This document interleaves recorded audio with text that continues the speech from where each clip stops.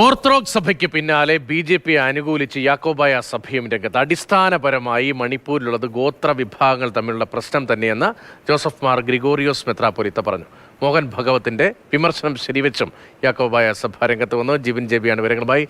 Jibin, orthodox സഭയ്ക്ക് പിന്നാലെ യാക്കോബായ സഭ കൂടി ഈ നിലപാട് സ്വീകരിക്കുകയാണ്. മണിപ്പൂരിലേത് ഗോത്രവിഭാഗങ്ങൾ തമ്മിലുള്ള പ്രശ്നം എന്ന നിലയിൽ ചുരുക്കി കാണാൻ തന്നെയാണോ എന്നതാണ് ശരി എന്നത് തന്നെയാണോ? ആ പ്രതികരണം ആദ്യം കാണാം. ആദ്യം ആ പ്രതികരണം കാണാം. അവിടെ ഗോത്രങ്ങൾ തമ്മിലുള്ള വിഷയമാണെന്നുള്ളത് ബേസിക് ആയിട്ടുള്ള അടിസ്ഥാനപരമായിട്ടുള്ള ഒരു കാരണം തന്നെയാണ്. അതിൽ ഈ പറഞ്ഞതുപോലെ ക്രിസ്ത്യൻസും ഹിന്ദുസും മുസ്ലിംസും ഒക്കെ അതിൻ്റെ അകത്ത് ഉണ്ട്. അവിടെ കൂടുതലും ബുദ്ധിമുട്ടുകൾ ഉണ്ടായിട്ടുള്ളത് ക്രിസ്ത്യൻ കമ്മ്യൂണിറ്റിക്കുമാണ്.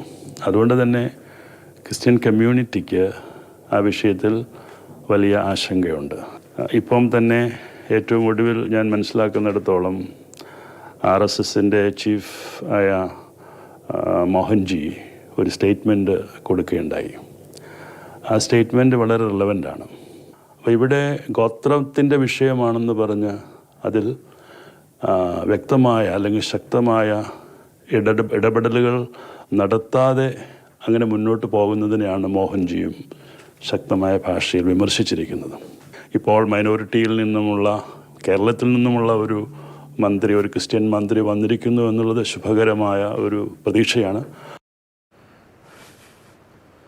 ജിബിൻ ജെബിയാണ് വിവരങ്ങളുമായി ചെന്നത്. ജിബിൻ, ഓർത്തഡോക്സ് സഭയ്ക്ക് പിന്നാലെയാണ് യാക്കോബായ സഭയും ഇങ്ങനൊരു നിലപാട് വിശദീകരിക്കുന്നത് എന്ന് വളരെ പ്രധാനമാകുന്നു. ഏത് തരത്തിലാണ് കാര്യങ്ങളെ അദ്ദേഹം വിശദീകരിക്കുന്നത്? ബി.ജെ.പിക്ക് തുറന്നൊരു പിന്തുണ തന്നെ നൽകുകയാണോ?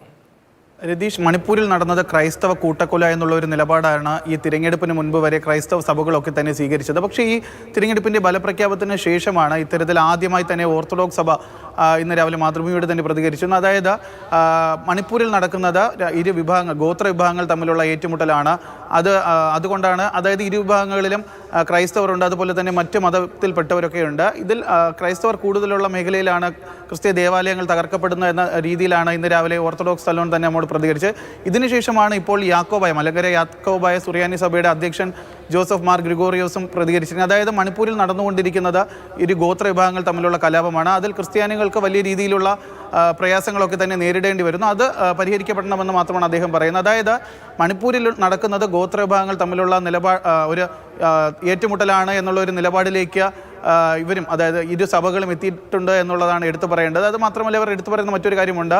തൃശ്ശൂരിലെ സുരേഷ് ഗോപിയുടെ വിജയത്തിലൊക്കെ തന്നെ ക്രിസ്തീയ വോട്ടുകൾ നിർണായക പങ്ക് വഹിച്ചിട്ടുണ്ട്. അവർ ആർക്കും വോട്ട് ചെയ്യരുതെന്ന്, സഭകളൊക്കെ തന്നെ ആർക്കും വോട്ട് ചെയ്യരുതെന്ന് പറഞ്ഞിട്ടില്ല. അവർക്ക് ഇഷ്ടമുള്ളവർക്ക് വോട്ട് ചെയ്യാം. പക്ഷേ ഈ സുരേഷ് ഗോപിയുടെ വിജയത്തിൽ സഭയുടെ വോട്ടുകൾ എത്തിയിട്ടുണ്ട് എന്നുള്ള കാര്യം അദ്ദേഹം ശരിവയ്ക്കുന്നു. അതായത് ഈ തിരഞ്ഞെടുപ്പിൻ്റെ ഫലപ്രഖ്യാപനത്തിന് ശേഷം കേരളത്തിലെ ക്രൈസ്തവ സഭകളൊക്കെ തന്നെ നിലപാട് മാറ്റുന്ന ഒരു കാഴ്ചയാണ് നമ്മളിപ്പോൾ കണ്ടുവരുന്നത്. തിരഞ്ഞെടുപ്പിന് മുൻപ് തന്നെ നമ്മൾ കണ്ടതാണ്. അതായത് പരസ്യ പ്രതികരണങ്ങളും പ്രക്ഷോഭങ്ങളായാൽ പോലും ഈ മണിപ്പൂരിൽ നടക്കുന്നത് ക്രൈസ്തവ കൂട്ടക്കൊല എന്നുള്ള ഒരു രീതിയിൽ തന്നെയാണ് ഇവരൊക്കെ തന്നെ അന്ന് നിലപാട് സ്വീകരിച്ചിരുന്നത്. ഈ ഒരു നിലപാടിനാണ് ഇപ്പോൾ മാറ്റം വന്നിരിക്കുന്നത്. ശരി, ജിബിൻ ജെബിയാണ് വിവരങ്ങൾ നൽകിയത്.